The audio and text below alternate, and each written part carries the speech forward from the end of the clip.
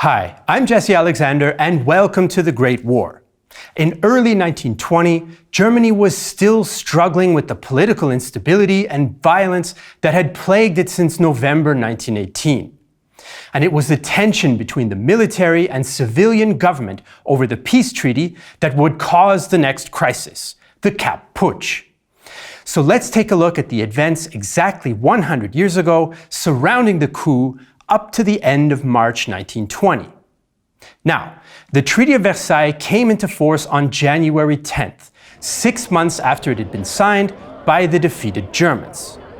In addition to redrawing Germany's borders and declaring Germany responsible for the war, there were strict limitations placed on the German armed forces, and these were considered unacceptable by many in the military and on the political right. Now, to prevent what they viewed as German militarism from rising again, the victorious powers stipulated that the German army was to be reduced to no more than 100,000 men, and the navy to just 15,000. The military would also be banned from using new technologies that had been developed during the war, like tanks, submarines, and aircraft. For the Reichswehr, the German armed forces of the new Republic, meeting the treaty requirements posed quite a challenge. The army had to be cut by 3/4, and the officer corps was opposed to both the reductions and the new Social Democrat government. The terms of the treaty also demanded the dissolution of the Freikorps. Now, these volunteer right-wing paramilitary militias were made up mostly of Great War veterans, and had become not just a military, but also a political force to be reckoned with in post-war Germany. It's impossible to say just how many men served in Freikorps ranks, but estimates range from between 500,000 and 1.5 million. And in January 1919, there were over 100 units. The Freikorps had been heavily involved in political violence after the armistice, and helped put down the leftist Spartacist uprising and the Bavarian Soviet Republic with the approval of the Social Democrat government. Now, that's not to say that the Freikorps supported the Weimar government. In fact, they'd actually intervened because of their strong anti-socialist beliefs. They also wanted to preserve German power in the east, and were involved in conflicts in the nearby Baltics and the border disputes with neighboring Poland. Disarming the well-armed Freikorps was certainly easier said than done. So, the stage was set for a clash between the government, which had to decide whether to implement the treaty, and the regular military and Freikorps, who hoped that the government would refuse it. At the end of February 1920, this clash would come to a head. On February 29th, Army Minister Gustav Noske announced to the nation that the Republic would indeed stick to the restrictions outlined in the Treaty of Versailles. But although he had the confidence and support of the Army Chief of Staff, Hans von Seeckt, many of the other top generals were against the government's decision. One of these opponents was General Walter Freiherr von Ludwig, who was in command of the troops in and around Berlin, and a veteran of the Great War and post-armistice fighting. It had been von Ludwig who had briefly taken command of the Reichswehr following the November 1918 revolution, and who had overseen the suppression of the Spartacist revolt in January 1919. He was known as the so-called father of the Freikorps because of his support for the militias, and he'd become an influential political figure as well. In fact, he wasn't the only officer in the public eye. You see, the Army's central role in the domestic violence that followed the armistice meant that commanders now had the potential to become influential figures in German society. The post-war resignation, retirement, and removal of the old guard, like Paul von Hindenburg, Erich Ludendorff, and Wilhelm Gröner, meant that a power vacuum existed within the Reichswehr, which now could be filled by younger, politically ambitious officers who had to fight for the few remaining career options in the drastically shrunken army. In the volatile situation facing Germany in early 1920, the military held many of the cards, and could act as a kingmaker by giving or withholding its support from the government in a crisis. Von Ludwig recognized this and now used his position to try to pressure Noske into going back on his decision to implement the Versailles provisions. On March 10th, von Ludwig and Noske met to discuss the situation, but far from backing down, Noske ordered the dissolution of the 5,000-strong Freikorps known as the Marinebrigade Ehrhardt after its commander, Captain Hermann Ehrhardt. The Marinebrigade, or Naval Brigade, was one of the strongest and best-known Freikorps and consisted primarily of naval NCOs and sailors. The unit had played a central role in the post-armistice fighting in Germany and had seen action in the Baltics against the Bolsheviks and local forces. A staunchly monarchist militia, the brigade was known for displaying the old Imperial German flag and painting swastikas on their helmets. In early 1920, Ehrhardt's force was based at the Döberitz military training ground near Berlin, too close for comfort for the government. Von Lüttwitz was outraged by Noske's refusal to back down and issued an ultimatum to the government demanding new elections and that von Lüttwitz himself be appointed commander-in-chief of the army. Demands that came very close to open rebellion. But despite the clear threat, Noske still would not budge. But von Lüttwitz was not ready to give up. So, Noske had essentially called von Lüttwitz's bluff and refused the general's demands. Von Lüttwitz now decided to bring other conspirators into the fold and make his move. Following the meeting with Noske in Berlin, von Lüttwitz went to Döberitz to discuss the situation with the Naval Brigade commander Ehrhardt. They agreed to attempt a coup and march on Berlin. Ehrhardt estimated he could mobilize his men and capture the government quarter around the Brandenburg Gate by March 13th. Von Lüttwitz and Ehrhardt also called on close allies in the military, like General Erich Ludendorff and Waldemar Pabst, who had carried out the killing of Rosa Luxemburg and Karl Liebknecht a year earlier. Together, this group was to form a Nationale Vereinigung, or National Union, which would run the state following the coup. But they had a problem. The plotters were almost entirely from the military, and although this gave them important advantages for a successful coup, they knew that most of the people would not accept their leadership. They needed someone who shared their views, but who might also be able to win over enough of the conservative-minded public to stabilize their control once the coup was over. Eventually, they settled on Wolfgang Kapp as their future head of state, a Prussian civil servant and founder of the Agricultural Credit Institute.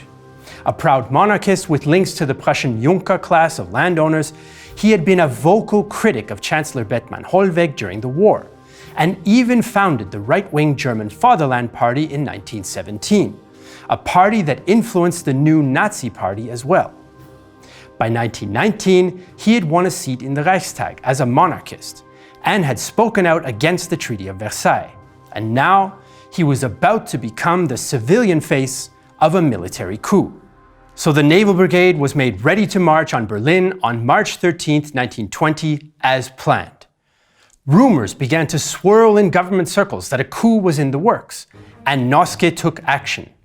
He suspended von Lüttwitz from his command and ordered him and others taken into custody. The police, though, were not sure which way the political winds would blow, and they hesitated.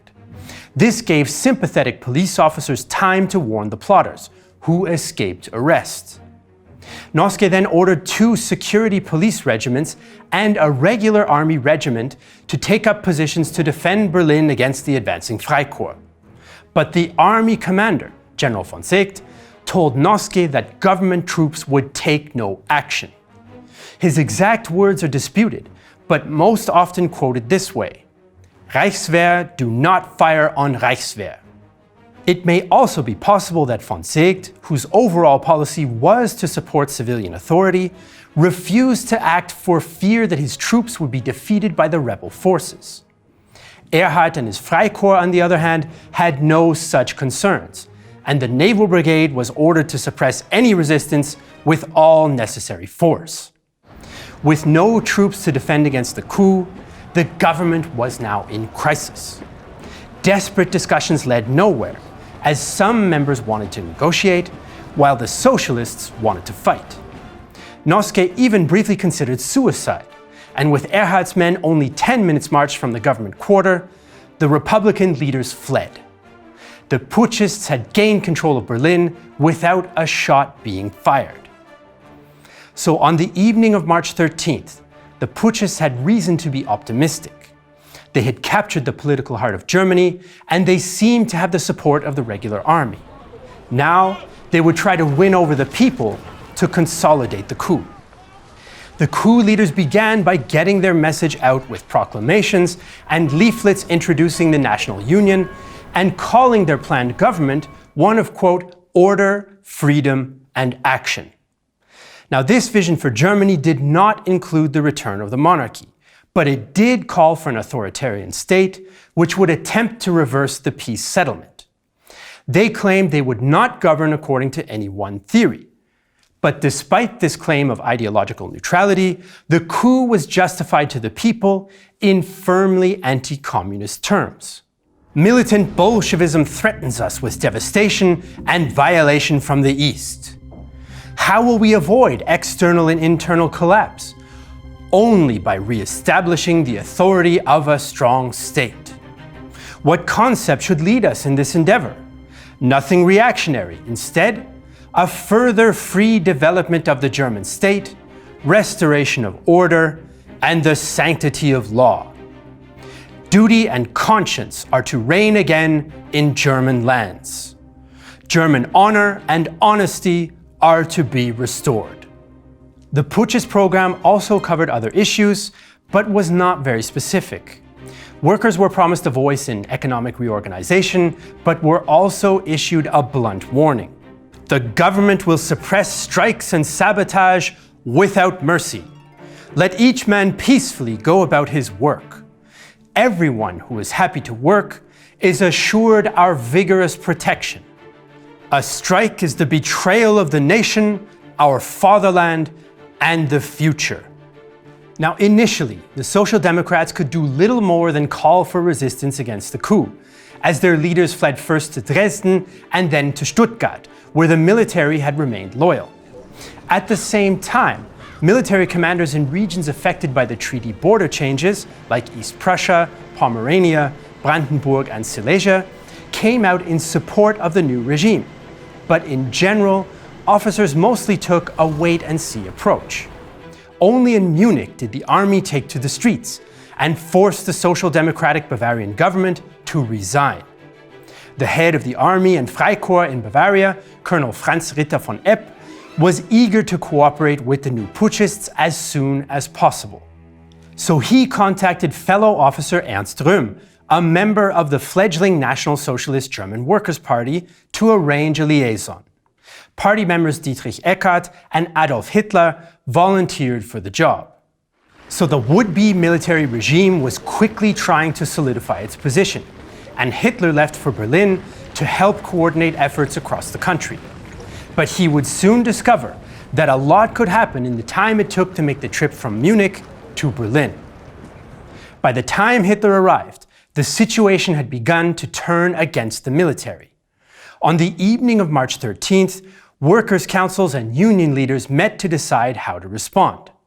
They briefly discussed armed resistance, but instead decided to go on a general strike. The strike began on Monday, March 15th, and was the biggest in German history.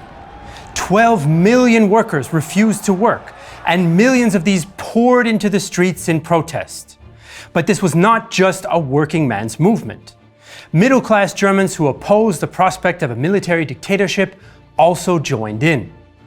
Everyday life ground to a halt.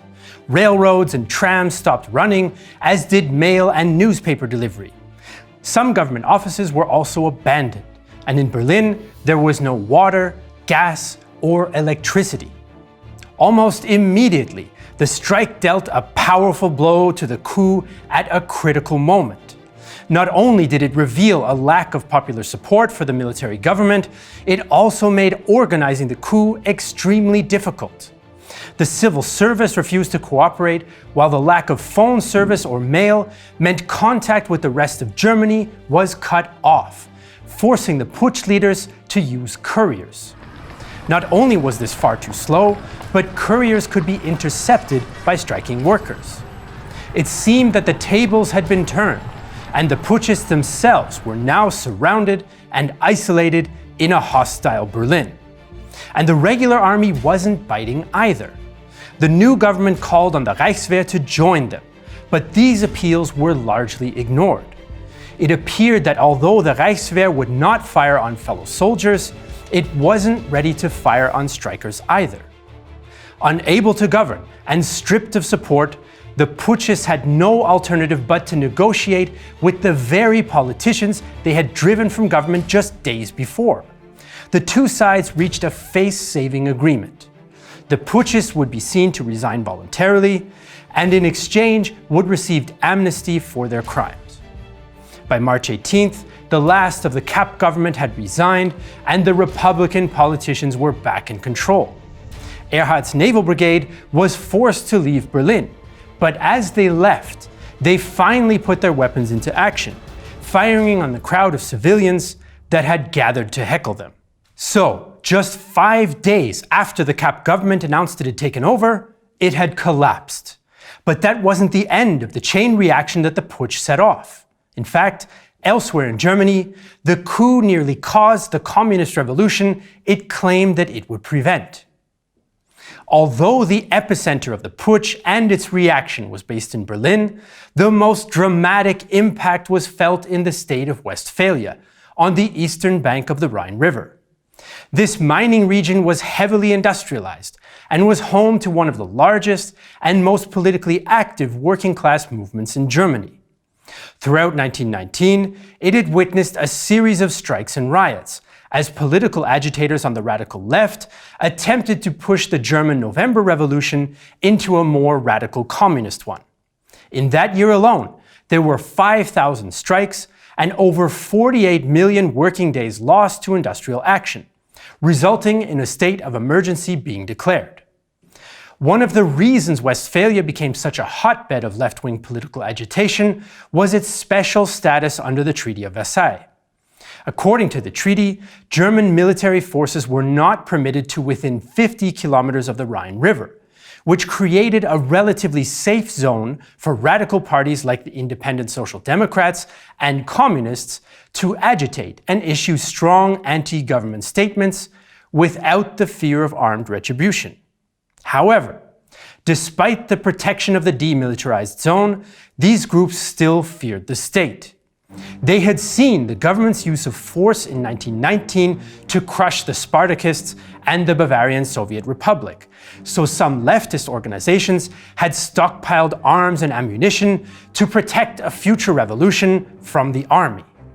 This had created a militarist subculture in this region, often consisting of former soldiers, who were now ready to take armed action the moment the right-wing reactionary forces arrived. To many, the Kapp Putsch appeared to be just that moment. So, as well as supporting the general strike, the Communist Party of Germany and others called for the creation of an armed organization to protect the workers in Westphalia, the so-called Ruhr Red Army. Now that the Kapp Putsch had begun, the Westphalian radical left saw an opportunity to turn what had started as a right-wing coup into a social revolution. Emboldened by the lack of action from the military, the Ruhr Communist Party began to issue demands to the restored Social Democrat government, calling for more control of the mining industry and extensive socialization of other sectors of the economy.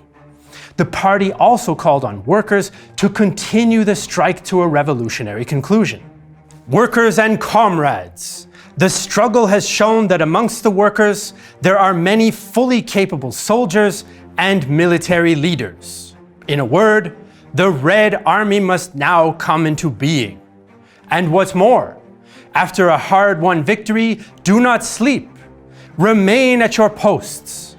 Now comes the real work, the consolidation. Be vigilant. But to the newly restored and democratically elected government, these demands were being made under the threat of armed insurrection. The government perceived them as a clear challenge to the state's monopoly on the use of force, and they now planned to reinstate that monopoly. To reintroduce order, security forces were dispatched to the Ruhr, but their arrival was delayed by the railway strike. Locally based Freikorps, who were not part of the Kapp Putsch, took advantage of the confusion to attack and moved in. Their brutal arrests and summary executions caused the Ruhr Red Army to fight back, and disorganized skirmishes broke out across the region. The communist forces had between 50 and 100,000 supporters, but other than rifles, had only machine guns and a few light mortars. Nonetheless, by March 18th, the Red Army had taken control of the Ruhr area, including Düsseldorf and Essen, and 200 Freikorpsmen had been killed. To the government, this seemed like a well-organized, planned insurrection from the radical left. Government troops and police finally arrived in the area under the command of General Oskar von Watter, and a state of siege was declared.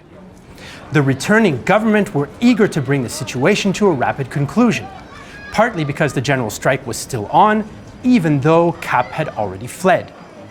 They opened negotiations with the Ruhr communists and promised to lift the state of emergency, free political prisoners, punish the Kapp Putschists, and enact social reforms. But the Ruhr communists were distrustful and divided. Although the various trade unions and socialist organizations were able to rally around a common threat when the Kapp coup was announced, as soon as it collapsed, divisions on the left came to the surface again.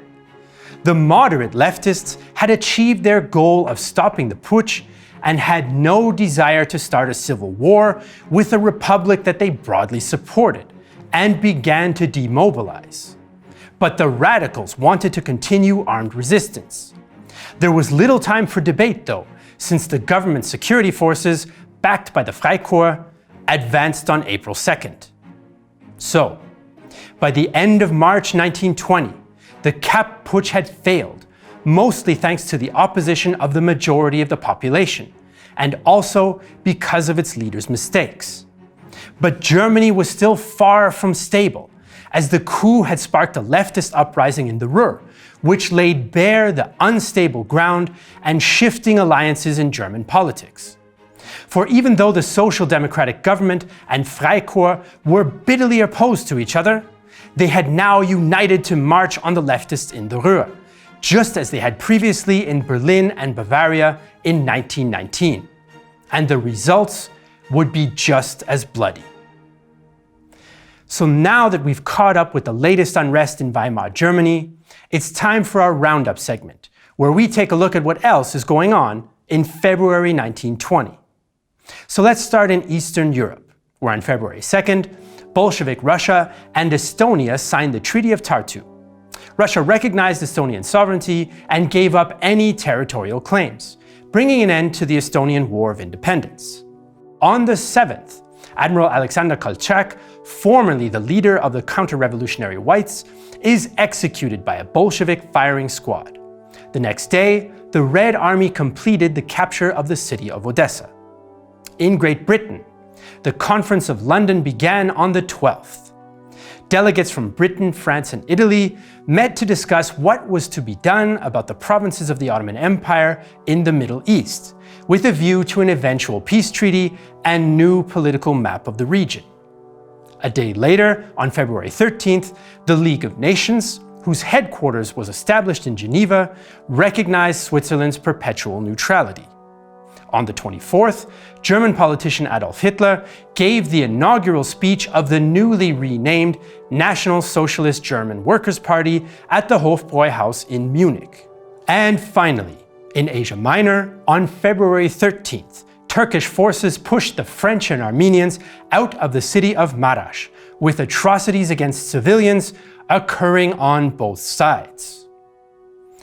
Now, we want to thank Markus Linke and Mark Newton for their help with this episode. And as usual, all the sources for this episode are in the video description, including links to our Amazon stores. To get access to all our podcast episodes with expert interviews and other perks, you can also support us on Patreon, or by clicking the join button below. I'm Jesse Alexander, and this is The Great War 1920. A production of Real-Time History and the only YouTube history channel that refused to disband after the armistice.